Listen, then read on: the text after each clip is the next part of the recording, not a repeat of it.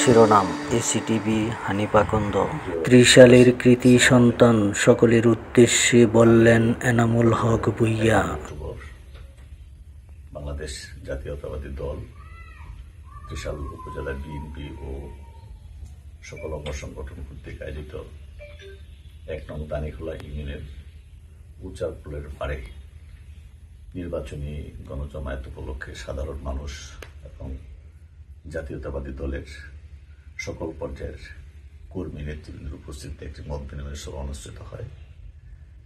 সেই মত বিনিময় সভায় একটি অনাকাঙ্ক্ষিত বক্তব্য, অনেকটা স্লিপ অফ টাং, অনিচ্ছাকৃত বক্তব্য, কিছু শব্দ বেরিয়ে আসছে।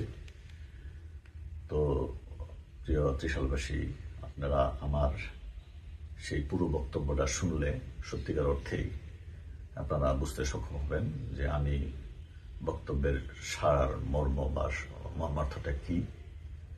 আমি আপনাদের কাছে অনুরোধ রাখবো আপনারা পুরো বক্তব্যটা শুনুন, এবং পাশাপাশি আমি এও বলছি আপনাদের কাছে যে গত ৪০ বছর যাবৎ বাংলাদেশ জাতীয়তাবাদী দলের আদর্শের সাথে আমি সক্রিয়ভাবে জড়িত। আমি ছাত্র দলের ত্রিশাল উপজেলা শাখার আহ্বায়ক ছিলাম।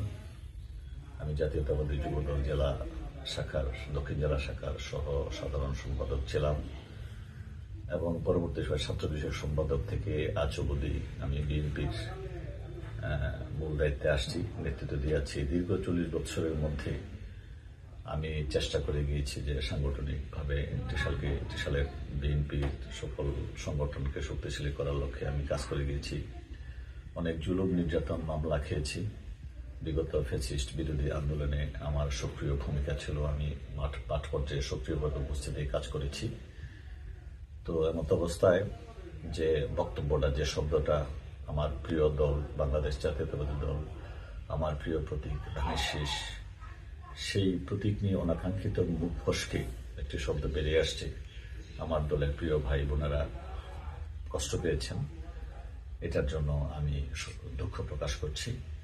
আমি সত্যিকার অর্থেই কষ্ট দেওয়ার জন্য কথাগুলো বলি নাই বা শব্দগুলো আসে নাই।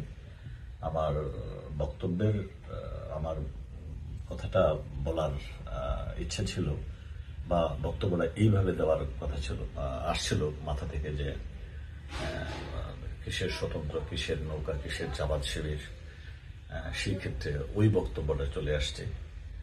আমি আসলে সত্যিকার অর্থেই আমি অনাকাঙ্ক্ষিতভাবে আমার মুখ থেকে মুখ ফসকে, আমি আবারও বলছি, মুখ ফসকে কথাগুলো বেরিয়ে আসছে। কষ্ট পেয়েছেন আপনারা। আমি দলের পক্ষ থেকে, আমার ব্যক্তিগত পক্ষ থেকে আপনাদের কাছে দুঃখ প্রকাশ করছি। এই কথা বলেই ইনশাল্লাহ আমি আমার কথা শেষ করছি।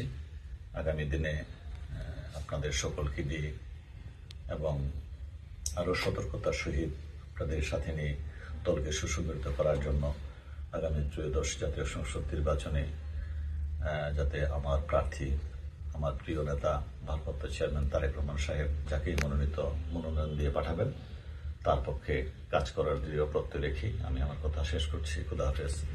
বাংলাদেশ জিন্দাবাদ, বাংলাদেশ জাতীয়তাবাদী দল জিন্দাবাদ, দেশনেত্রী বেগম খালেদা জিয়া জিন্দাবাদ, তারুণের অহংকার তারেক রহমান জিন্দাবাদ।